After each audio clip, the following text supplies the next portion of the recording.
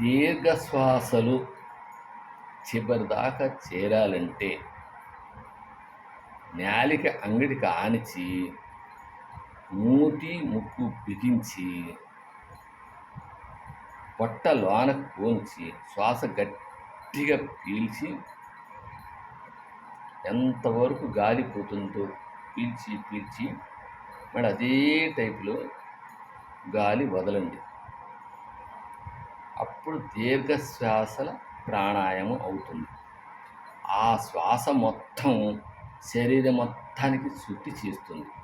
ఇప్పుడు నేను చేసి చూపిస్తాను, చూడండి, మీరు కూడా చేయండి.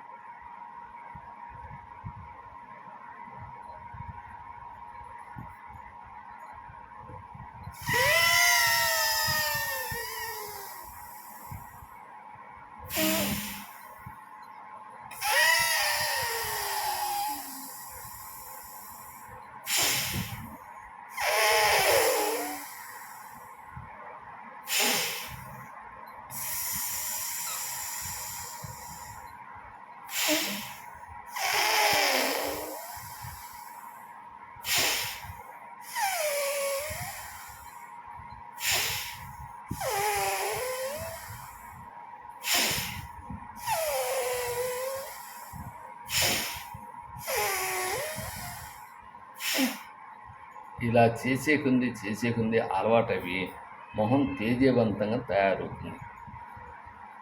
ఉంటాను.